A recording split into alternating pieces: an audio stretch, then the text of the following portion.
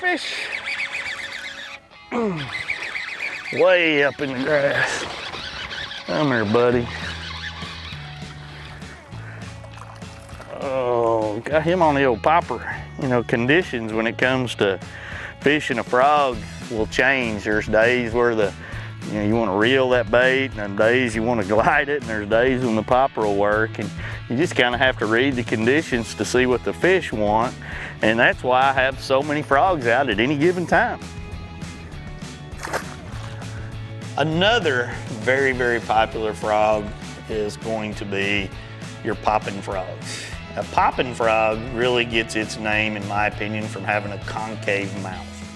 And that concave mouth generates that plop plop, that popping sound out there that it really mimics a lot of your hard body, you know, more of a traditional type topwater bait that has treble hooks off of it. The pop-R comes to mind, but this bait here can be fished in and around vegetation, over vegetation, in and around sticks. And I like to throw this particular frog a lot of different times in the especially in the spawn. I think when fish are spawning, you can walk this real slow, you can leave it in place a lot of times, and you can draw fish off of beds that'll come up and look at it. They may not eat it, but they'll give themselves away in those situations, or they could just violently strike it as well. That's a big one.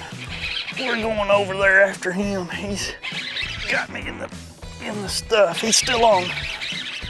Oh, he's only a 2-pounder. Boy, he come out of there like a 5-pounder. I would have lied all day long, but what a fun bite. Golly. Hand to hand there. There's no way I get that in without braided line, and that's not even a 2-pounder. I thought it was like a 4 or 5-pounder the way he bit it. You bit like a 4 or 5-pounder. I'm gonna hold you way out there and make you look bigger, but that's so fun when they bite like that. Golly. The popping frog was built at the very same time that the Bronzeye was, but the Bronzeye sold so good when it came out that we waited and put the popper on the shelf. We had this waited for 2 years because there was such a big push on the 65 Bronzeye. So we introduced the popping frog, and basically it's a streamline of the original Bronzeye itself, but it has the cut mouth on it like you would want like a regular popper.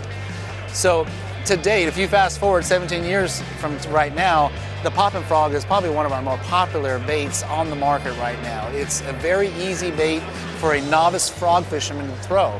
You don't have to really apply a whole lot of action. All you gotta do is pull on it, and it'll cause the commotion as a frog is trying to, go through the water. It's great for novice, it's great for kids. It doesn't get hung up, you can cast it a mile, and you get a lot of bites on it. So it's a bait that everybody can use and catch bass on it. So I use it on tour. I won Lake Oneida on this bait right here back in 2009, and it's just an incredible bait, and I've caught thousands and thousands of bass on top of that.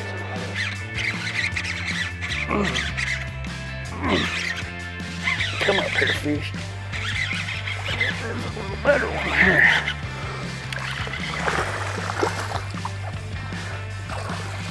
I'm up here, big guy. Heck yeah. Good old popper fish right there. That's gonna leave a mark in your hands when you grab them like that. That's fun. I mean, this is a good looking grass bed here. It's been going for a long while. You can see these birds, the herons behind us here picking on bait fish, and I've been just flinging it along, covering water, and I mean, he engulfed it. That's just part of frog fishing. You're gonna go for a while trying to get a bite, and then when you get a bite, you hold on. And you can see that one there was pretty hand-to-hand combat. I was giving it everything I had to keep his head up. I knew it was a pretty good one because I wasn't gaining a lot of ground. So that's fun, just popping and walking. Popping and walking.